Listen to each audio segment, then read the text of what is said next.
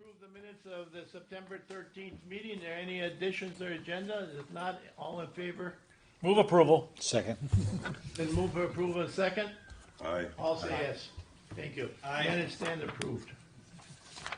First item, public hearing and amendment to Section 8 Housing Voucher, Choice Voucher Administration and Plan, Annual Plan.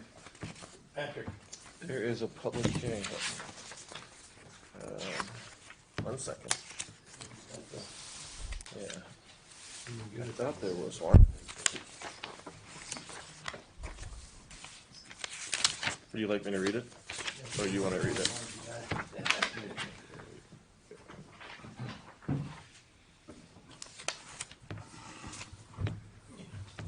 October 11th, public hearing guide.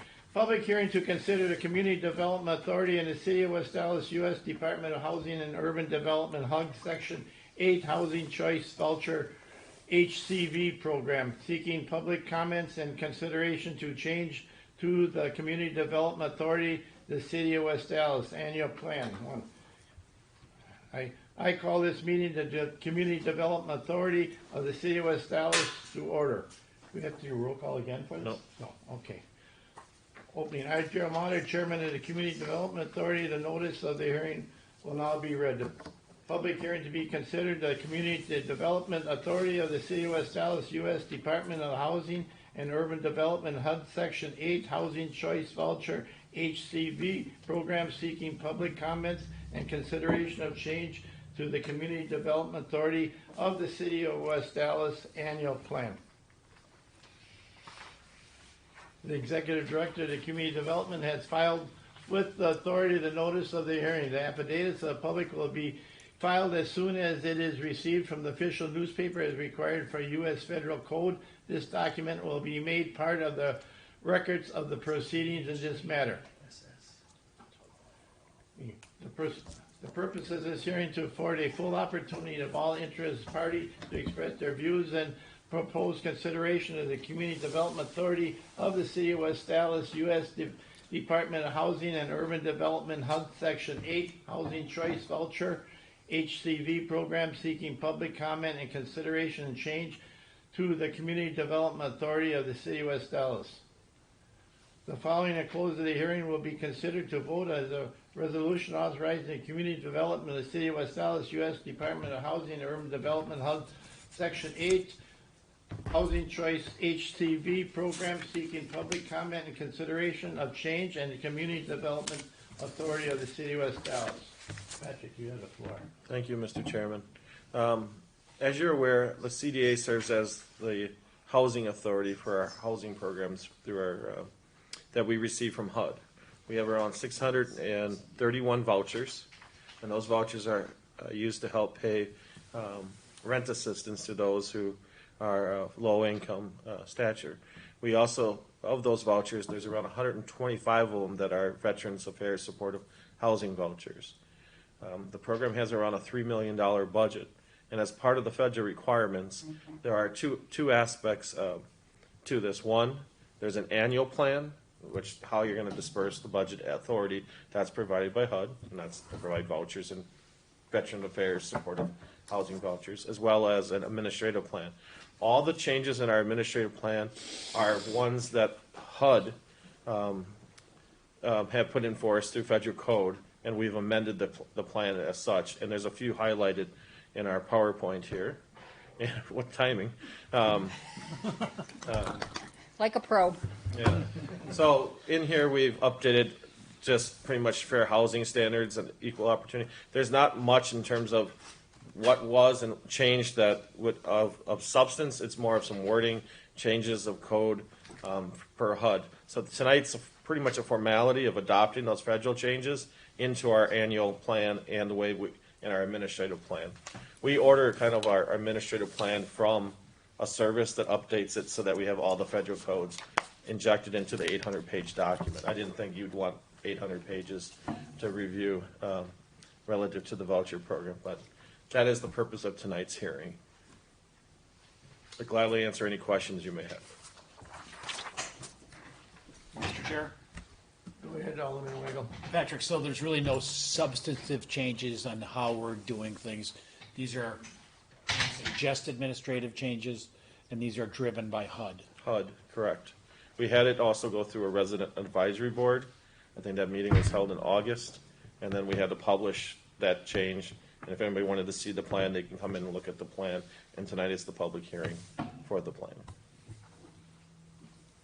Any other questions regarding to the board here?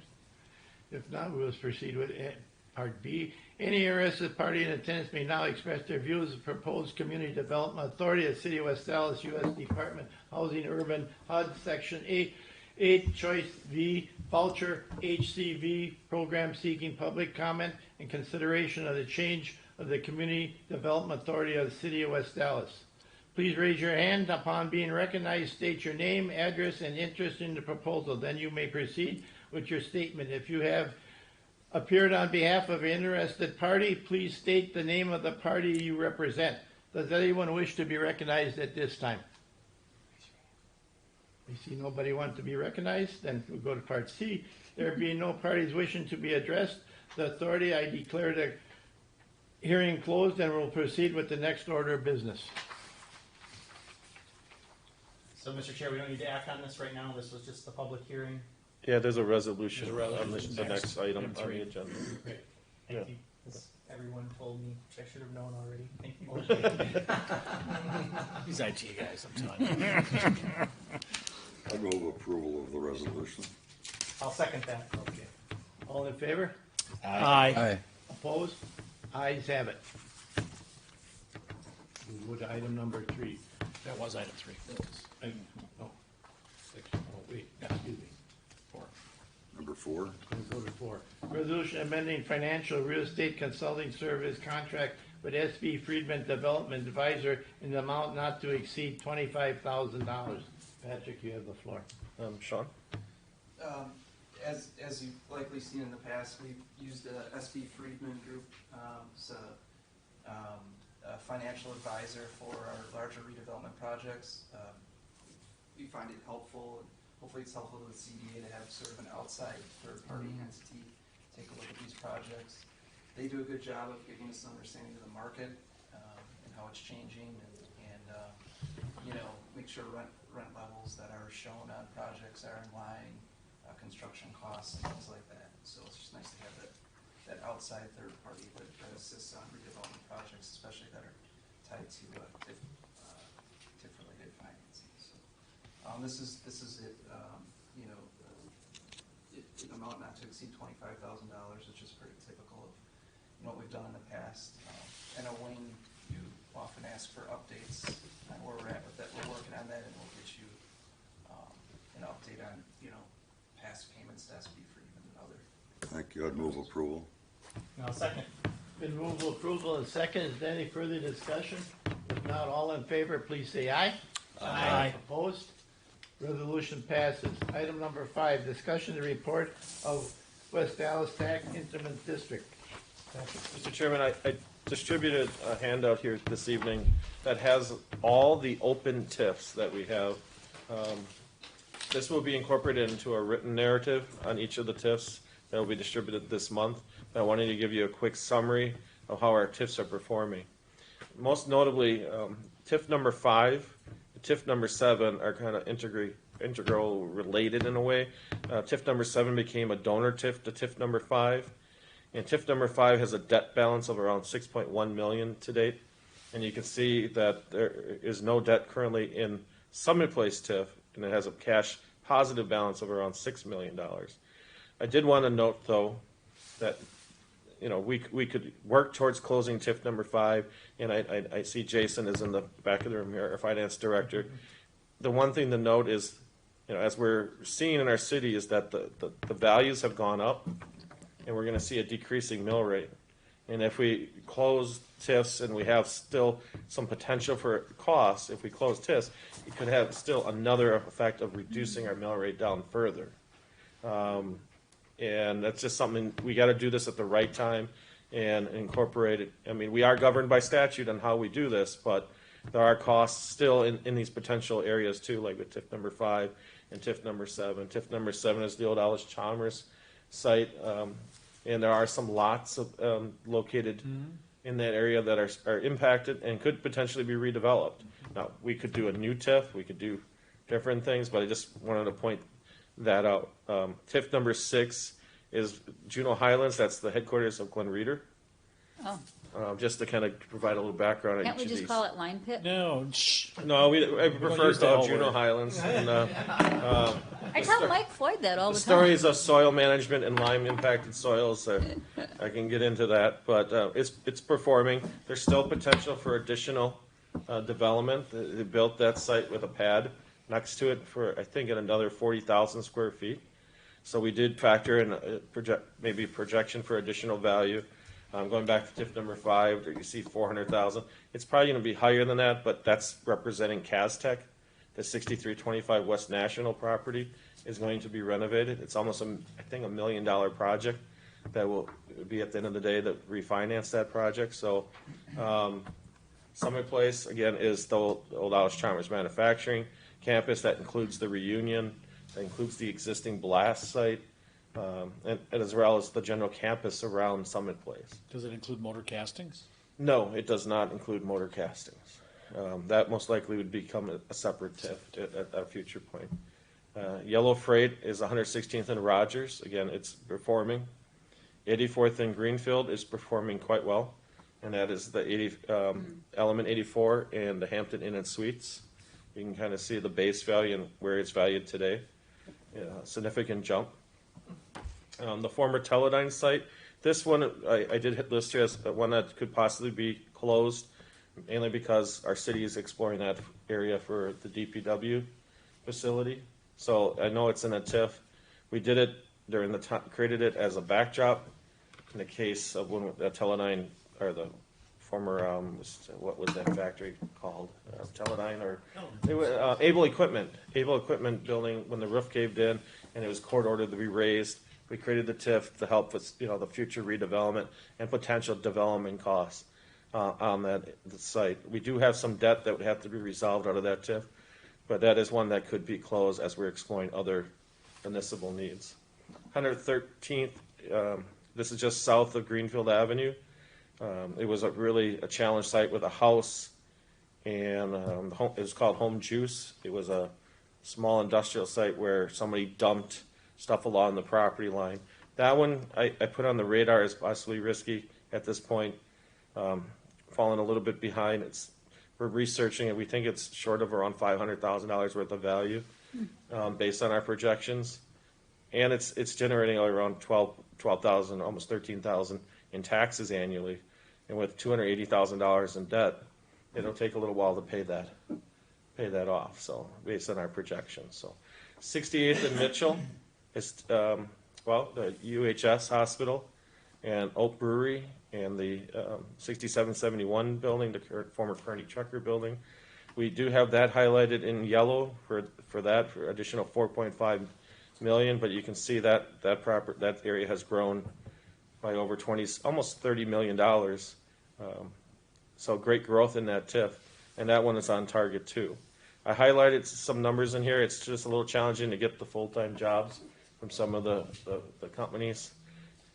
Most of the jobs I put here are the breweries, and then I put down some staff from UHS. I don't think they're at full staffing yet at UHS. They told us there's going to be 225 jobs. I don't see 225 vehicles over there yet. It's just, there's some growth there that's occurring. It might be the staffing needs that every business is experiencing these days too.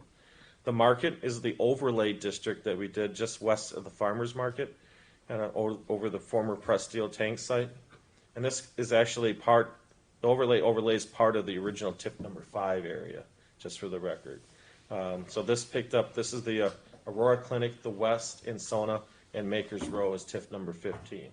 Again, you can see where it's valued today, the projection of value, and at the end of the day, it'd be almost $72 million in that block. So that one is on target. We're going to discuss that later this evening. Alice Yards, that's what I put down on the caution list, mainly because the office market has changed. The plan was 300,000 square feet of office development.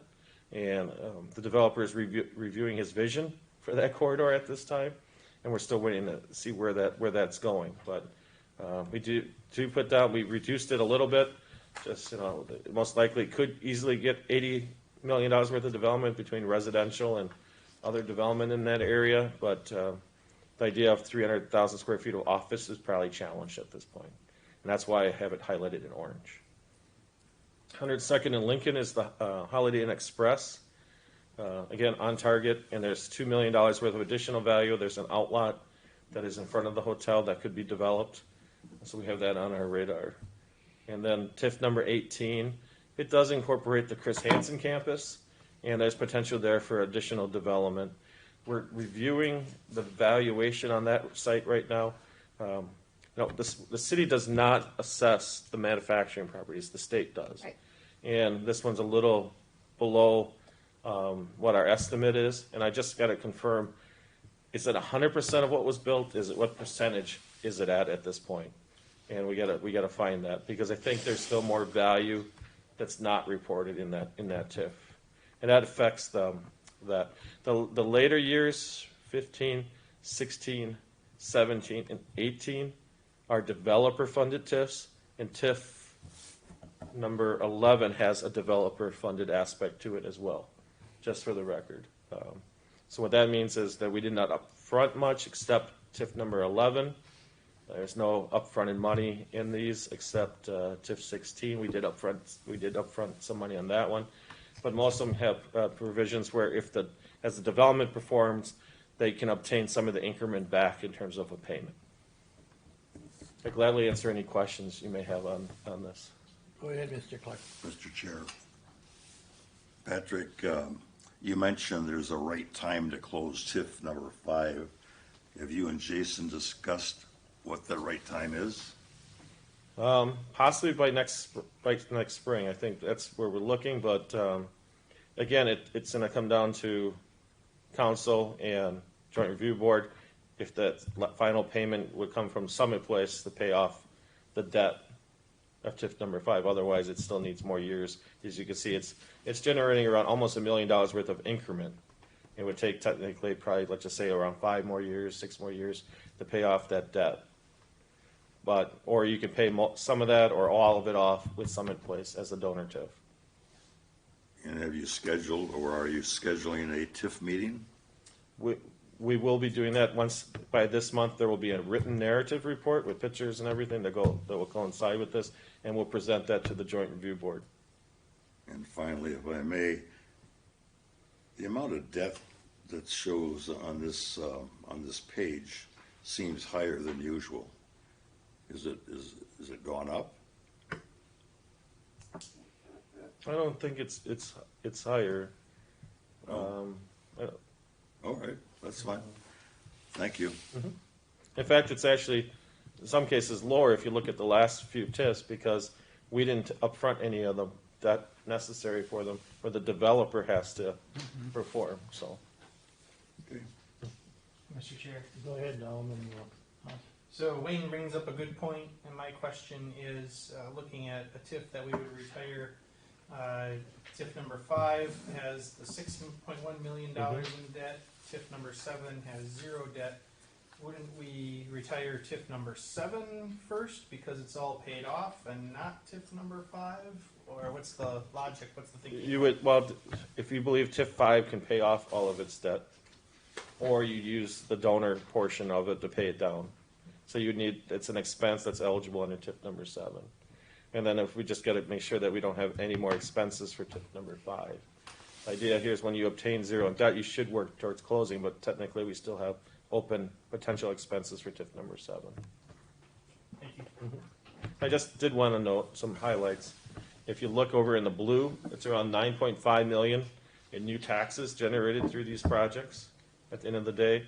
And also notably is the amount of potential jobs in the 3,000 range, potentially reaching up to 4,235 jobs out of these TIFs that are open. It's a very significant number. So Patrick, TIF number 7 is showing a cash balance, is that? Correct. Oh, You could just use that to pay off TIF 5. Right. Any further questions? Jason, you have anything you want to add?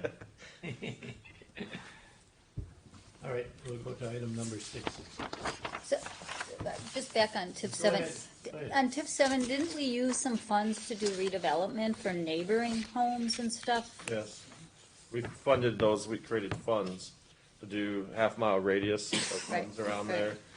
We also created funds to tear down, there was the property where I think 2 people were murdered. No, but we won't talk about In that. Washington, was an apartment building that we raised. 74th in Yep. Washington. And then we invested money into economic development within a half mile, as Okay. well as did some incentives for Brookdale Senior Living to expand within the complex, etc. So the thing to note though is, where is this value going on TIF number 7 with the office market in COVID? Yeah. Yeah, it's just something to be observant of. That's what's really changed Alice Yard's perspective. Yeah. It could definitely change TIF number 7 too. I'm looking at the jobs, projected jobs in TIF 16. That's an old number. That's a lower number than what we had. We had 1,300. Yeah, 1,300. I reduced it down just because they're still in the market for Okay. a player that could be in that size. And we don't have this on closed session No. tonight? Okay. Any further questions? If not, we'll go to item number 6. Discussion regarding redevelopment efforts of the 6400 block of West Greenfield Avenue. Patrick? Turn this one over to Sean. Thank you. This is, as you likely recall, CDA faces the block along the north side of West Greenfield Avenue between 65th Street and 64th Street, where the former Crawdaddy's is located, as well as the Spotlight Lounge. The CDA has purchased the entire block, and we have a letter of intent with General Capital Group, and they have presented us now with this is just an old kind of site plan that they had shown for the site to just kind of give an idea of how they could utilize the site, show some townhomes, and some commercial use, and then there's that open space area on the east side of the site that they're showing different types of uses in. They haven't gotten much traction on the commercial part of it as far as food trucks and things like that. And they've sort of they're excited about that concept of the farmers market doing Right food there. truck things, and it just kind of felt like too much. So what they're looking at now is more of an all residential type proposal, like a 4 to 5 story building, 49 units, and that type of thing. And they have presented us now with a pro forma, which was the idea when we put out the letter of intent, was what could work on this site and what would the numbers look like. And so that is something that we'd like to talk about in closed session, but just wanted to give you an overview in open session.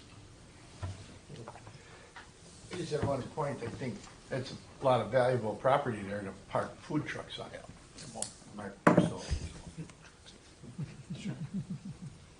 Go ahead, Mr. Clark. Thank you. What kind of financial support are they looking for? So there's we can talk about the details in closed session, but they're looking for an upfront TIF incentive, and then some I think like 15 years of MRO of TIF, developer funded TIF that will spill back to them based on the value that they create in the back end. So. The reason I ask it now is I don't see anything about a closed session. Yeah, it's It's on there. Yeah, that's Where is it? back to bottom. It's right at the end of 10. Items 6 through 9 for closed session. Closed session. Thank you. Right on the bottom. Thank you. Sorry. Okay. Any further discussion regarding to item 6? If not, we'll go to item 7. Discussion regarding potential use of 404 South 116th Street. We'll talk about that one in closed session, Mr. All Chairman. right. As well as number 8 and 9. And 9? I love 10. Are there any questions regarding anything on 10 before we go into closed session? 10B, I just had a brief update on this, related to 68th and Mitchell, TIF 14, the former Kearney Trucker building, where Balmer Vision Group out of Chicago has a letter of intent with the Community Development Authority. They have submitted a large packet back to the National Park Service to try to address they're in for a single issue review, which is very important related to how they would handle the windows, which is a big part of the construction cost related to preserving the building.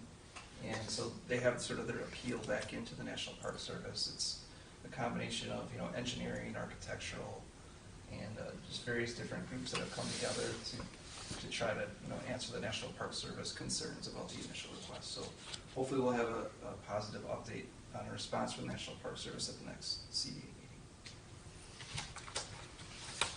Go ahead, Mr. Clark. I have a question on number K for Patrick. Would you share your come to Jesus meeting outcome with the developer for this location since they're doing nothing? It's kind of an interesting statement there, Mr. Clark, with that being a church. They have asked to schedule a meeting this week or next week to come in and talk about where they're at with the demolition easements and their design changes, as well as I understand from their attorney that a pro forma is forthcoming. Now, they privately own the site. I know the CDA wanted to buy that site, but they bought it, and we've been working with them. They have numerous projects on their radar, and right now it's just a little bit of a holding pattern, and they give it, to date, we've had one pro forma, and that was around 6 months ago. And they represented that another one was forthcoming, as we sent a list of questions based on that pro forma. It's in line, based on what we're seeing, et cetera, but it's a matter of getting their attention to get working on this project. So, but at this point, I understand that one big issue that they're working through yet is the asbestos removal. We knew that was going to be a big issue in the school, and that's why that was one of the reasons the church was selling the school as well, is they thought they had a huge, almost $1 million asbestos issue in terms of the flooring, and things like that. So that's the email I received this week, as in terms of yesterday, that they wanted to come in late this week or next week to go over those items. Well, given their performance to date, I wouldn't give them $1 for anything. It wouldn't even cover their parking ticket. I have represented some of your concerns and said that's why we need to have a meeting soon so that we can feel comfortable that this project is moving forward. Thank you. Mr. Chair? Go ahead, Alderman Weigel. So they own the building. Back on the tax rolls? Yeah, it's on the tax roll. So they'll be getting a tax bill, so, They, in a couple of months. yeah, I think they would have gotten one for last year already. Yeah. They bought it before January. Yeah. Yeah. That might get there. Some, I got to look into that. It did go on the tax roll. They bought it for $800,000 or $825,000, if I remember right. I didn't know if they appealed their value in any way. But again, I understand they've been talking about demolition. They've been talking about a pro forma, and the easements became an issue because some design they didn't account for easements. There's an existing building the site is kind of like a C, and there's a building in the middle that's